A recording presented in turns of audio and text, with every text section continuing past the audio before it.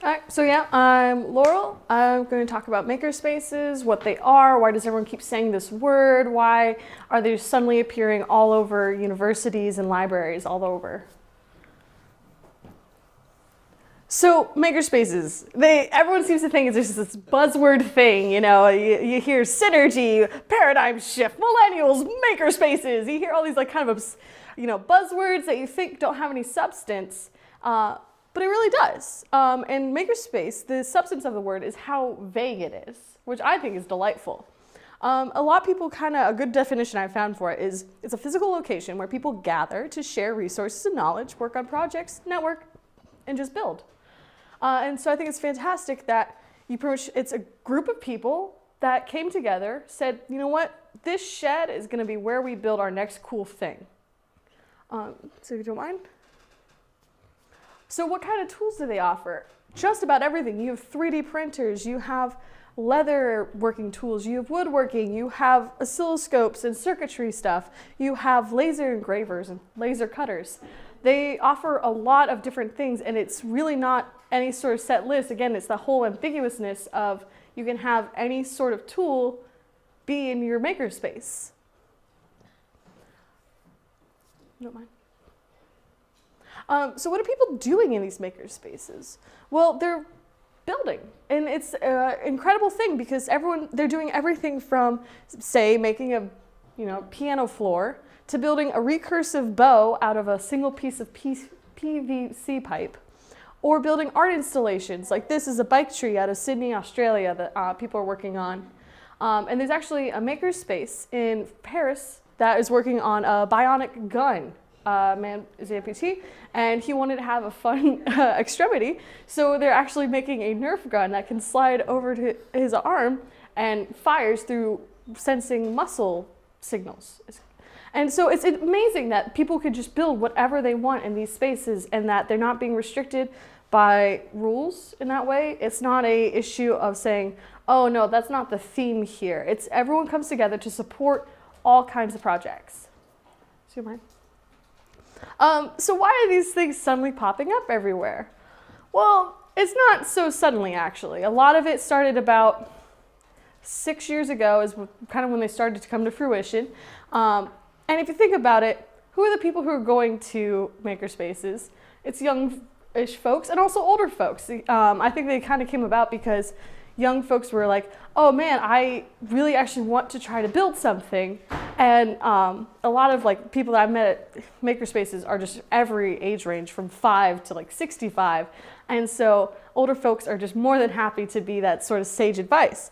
So why do people suddenly want to start building? Well, think about what we got to grow up with as kids. We got to watch Bill Nye the Science Guy in science class. Everyone lose their mind as soon as the theme started playing. We got to watch Mythbusters. We got to watch Home Improvement.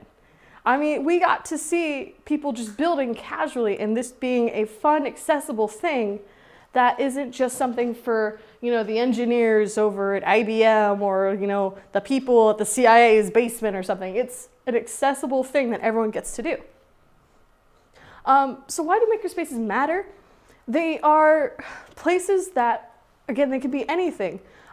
There's a lot of self-directed learning, which is really important to some people because that's just their preferred learning style. And I think a really important philosophy is to think that you're a lifelong learner. And I think people are starting to embrace that, especially at makerspaces.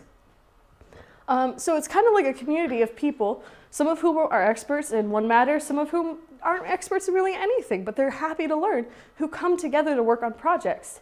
And a lot of these spaces are doing community outreach together, which is fantastic. For example, after Sandy, a lot of the makerspaces in New York City went out to the coastline to help rebuild just because they had the people with the technical know-how, even if it's just something as simple as knowing how to work a table saw, be able to come help.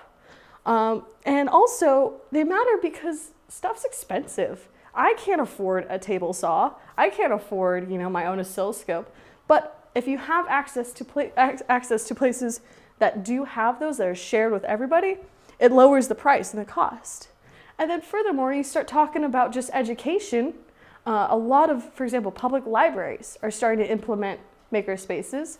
A lot of schools are starting to have a makerspace instead of a tech shop class. And it's this transition that is really keeping kids and interested and understanding what it means to do hands-on work without compromising on not getting an exposure to technologies of today.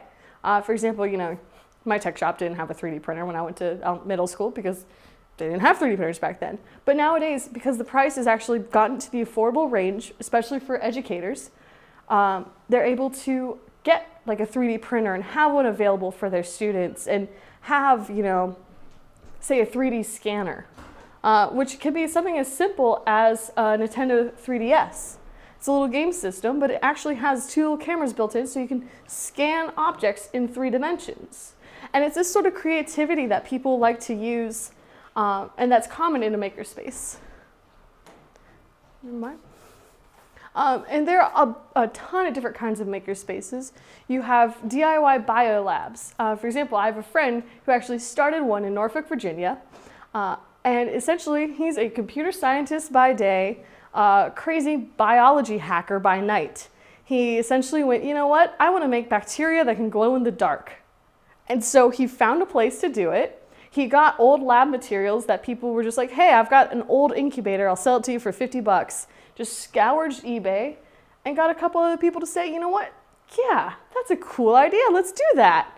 And so now he's got his own biology lab that's up to biosafety level 1, which is what most standard academic institutes have for a broad range biology lab. So it's really cool that that's something that's accessible to a private citizen, and it's not something that you have to have major either company or academic financial backing. It's something you can do with, maybe cutting out Starbucks once a week and just a little ingenuity. You have hacker spaces, which tend to be, that's the theme that's always like thrown around on like the news, oh, students in a hacker space hacked the FBI or something. It's not as nefarious as it sounds. They just tend to be places that are like maker spaces, but more technologically inclined. You have tech shops, which are your technical, like woodworking places. People go there to work together. Libraries. This is what's really interesting to me. A lot of the libraries lately are making a transition from just being a library to being a resource center. And part of that transition is including adding maker spaces. So instead of just being able to offer books, which is like a physical representation of knowledge, they're able to offer a lot more. And I think it's a very interesting transition for something that a lot of people have considered antiquated to a more 21st century standing. I don't want to see libraries go away anytime soon, so it's really good to see things adapting rather than going extinct. And if you guys want to keep learning about these maker spaces, there's so many resources, especially online, about it. There's an amazing documentary called If You Build It. It's about 2 big-time architecture folks who quit their jobs up in New York City, go to a rural town in North Carolina, and essentially do a tech shop class where they build this pavilion for a local farmer's market. It's amazing. I very much enjoy it. I think it shows a really great way of how different kinds of learning come from incredible places. For example, there's a group website called Tested, and it's actually run by Adam Savage. And right now he's actually on a nationwide tour of makerspaces, and he does a lot of videos showing people how to build things like their own movie props. If you ever for some reason wanted to have a copy of the gun from Blade Runner, this is the guy to watch. He does a lot of these things, and it's amazing. Another thing is makeazine.com. So these are, it's actually funny because the email that Chris sent actually uses their logo. So they actually organize a monthly magazine of just different things that people create. And it's a really cool way of just sharing the things that you build and sharing it with the community. And they're the ones who've been responsible for getting the maker community kind of up on its feet. And they actually host maker fairs all around the country and the world. And I actually got to go to the National Maker Fair in Washington, D.C. over the summer. And the sense of community you can find there, I was happy to meet a professor from Duke. So, and you meet these people who are doing incredible things. For example, the professor from Duke came up with printer filament, 3D printer filament, that's conductive. So you could 3D print a circuit. That's something you usually need a $200,000 machine to do, and now you can do it with your $300 printer. And you just meet these incredible people there. People, like I said, people from like, you know, a 4-year-old who's like, hey, look, I made binoculars out of 2 rolls of toilet paper, to maybe someone who is a professional engineer in their spare time and their, as a real life job, but really enjoy making incredibly tall bicycles in their free time. So if you don't mind. Can I ask you one question? Yeah. So are those more like conventions or like presentations, or is it more like a market where people are? It's actually kind of all of those things. And that's like the whole point, like the whole delightfully ambiguous community, is that it's like a convention. You got your rock stars and whatnot. The one that I was at actually had a lot of academic stuff there, as well as like, for example, groups like First Robotics, which are elementary, middle, and high school level robotics competitions. It's called First Robotics. So they had a lot of presentations there. It's just like a sharing, you know, you share what you've made. And I think it's important, you know, just because you leave kindergarten doesn't mean show and tell should go away. It's important. So this is kind of the mantra almost of the maker community is, what will you make today?